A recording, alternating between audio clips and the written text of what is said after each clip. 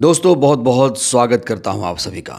वो कहावत तो आपने सुनी होगी कि सैयां भय कोतवाल तो डर काहे का। दोस्तों क्या आप इस चेहरे को पहचानते हैं? ध्यान से देखिए, आप लोगों ने कई बार ये चेहरा देखा होगा। इनका नाम है अनुज चौधरी, एएसपी अनुज चौधरी।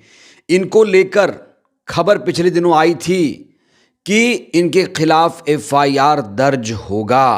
कोर्ट ने बाकायदा आदेश दिया था, जिसके बाद पुलिस ने ऊपरी अदालत में जाने का निर्णय लिया कि हम इनके खिलाफ एफआईआर दर्ज नहीं करेंगे। लेकिन अब जो खबर आ रही है दोस्तों, वो बेहद हैरान कर देने वाली है। खबर ये आ रही है कि जिस जज ने एएसपी अनुज चौधरी पर एफआईआर दर्ज करने का आदेश दिया था, अब उसी जज का डिमोशन हो गया। क्या है पूरी खबर, करेंगे विस्तार से बातचीत।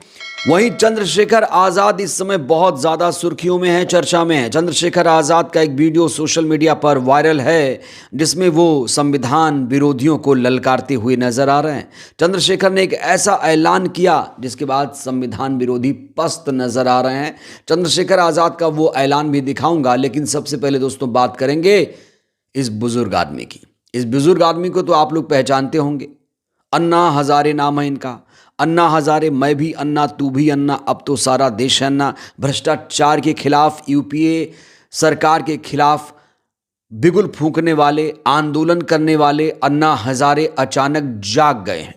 अन्ना हजारे ने एक बार फिर से तेवर दिखाना शुरू कर दिया। बड़ा सवाल, क्या अन्ना हजारे अब मोदी सरकार के खिलाफ सड़क पर उतरेंगे? उनके तेवर को देखकर तो यही लग रहा है कि एक बार फिर से अन्ना हजारे भ्रष्टाचार और मोदी सरकार ने जो वादे दावे किए थे उसको लेकर आंदोलन कर सकते हैं, क्योंकि अन्ना हजारे ने पहली बार मोदी सरकार की पोल खोली है।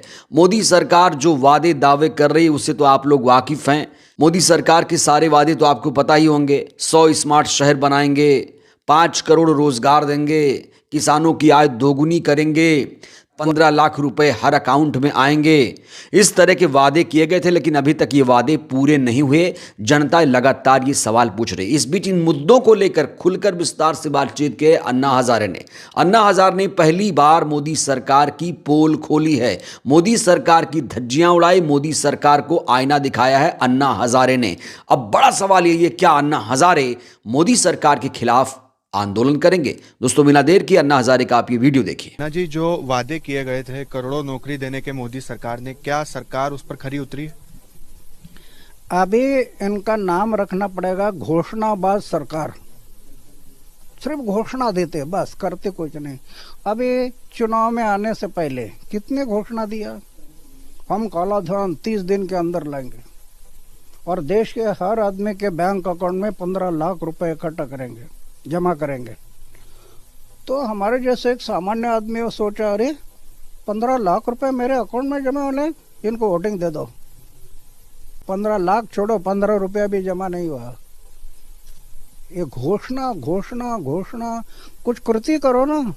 तो अब धीरे धीरे ही सही लोगों में जागरूकता आ रही है। जो अन्ना हजारे चुप बैठे हुए थे, अचानक उन्होंने तेवर दिखाना शुरू कर दिया है।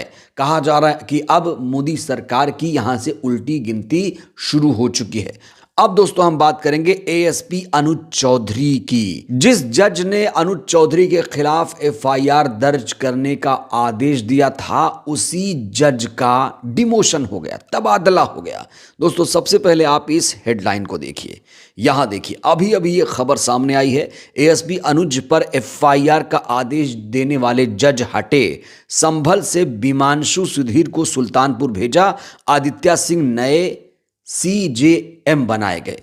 तो एएसपी अनुज चौधरी के खिलाफ एफआईआर दर्ज करने का आदेश देने वाले सीजेएम का ट्रांसफर हो गया है। साथ ही साथ 3 जिला जज समेत 14 न्यायिक अधिकारियों का भी तबादला हो गया है। कहा जा रहा है ये तबादला नहीं, ये डिमोशन है, क्योंकि जो हाल किया गया है सीजेएम का, उसे तबादला नहीं, उसे डिमोशन माना जा रहा है। आपको बता दें, तबादलों की सूची इलाहाबाद हाई कोर्ट ने जारी की है। वैसे तो तबादले का आदेश हाई कोर्ट ने दिया है, लेकिन यहां पर लोग कह रहे हैं कि सरकार नहीं चाहती थी कि ये जो जज साहब हैं ये इस कुर्सी पर बैठें, क्योंकि इन्होंने सरकार के सबसे बड़े संरक्षक के खिलाफ एफआईआर दर्ज करने का आदेश दिया था, इसलिए इस जज का डिमोशन कर दिया गया। इस खबर को लेकर बहुत सारे लोग रिएक्शन दे रहे हैं। इस खबर पर तीखी प्रतिक्रिया दी है तेज तर्रार प्रवक्ता प्रियंका भारती ने। उन्होंने कहा कि तबादले के साथ उन्हें सीजेएम पद से हटाकर सिविल जज बनाया गया, माने डिमोशन कर दिया गया। एक फैसला सरकार के प्रिय अधिकारियों के खिलाफ और आप गए। यहां पर प्रियंका कह रही हैं कि अगर कोई सरकार के प्रिय अधिकारियों के खिलाफ कोई आदेश देता है तो उसका डिमोशन हो जाएगा, उसे परेशान होना पड़ेगा। सोशल मीडिया के एक यूजर एके स्टालिन लिखते हैं कि नाम दिया गया तबादला, असल नाम डिमोशन। जिस सीजेएम जज विमांशु सुधीर ने संबल हिंसा मामले में एएसपी अनुज चौधरी समेत पुलिस अफसरों पर एफआईआर का आदेश दिया, आज वही जज सीजेएम की कुर्सी से हटाकर सिविल जज बना दिए गए।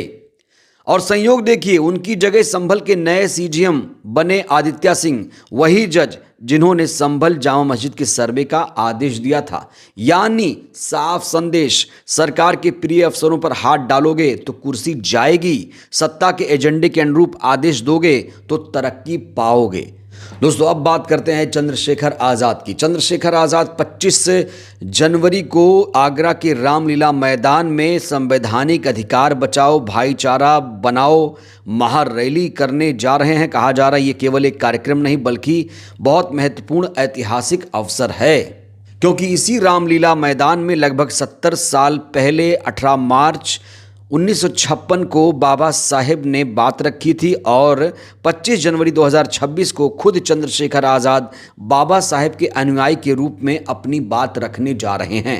इस मौके पर चंद्रशेखर आज़ाद ने बड़ा ऐलान करते हुए क्या कुछ कहा है, सुनिए जरा। आगरा में 25 जनवरी को एक ऐतिहासिक स्थल पे मेरे लिए ये कार्यक्रम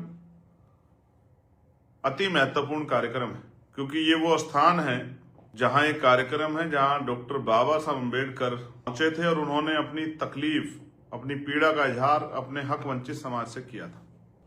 ये वही स्थान है जहां जिस स्थान पर बाबा साहब अम्बेडकर की आंखों से आंसू आए, उन्होंने अपने दर्द को समाज के बीच साझा किया और वहां से क्रांति के बीज पैदा हुए।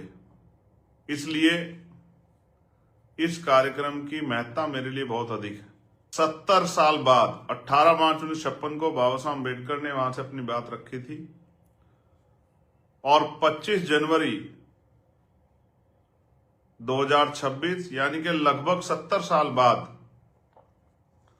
मैं तो एक छोटा सा सिपाही हूं, कमजोर वर्गों का एक पहरेदार हूं, उनके अनुयायी के रूप में मैं इस बात को, और जो मेरे मन में बात है, जो आज की परिस्थिति में मैं महसूस करता हूं, उस बात को मैं अपने हक वंचित, कमजोर, शोषित, पीड़ित समाज के बीच में रखूंगा।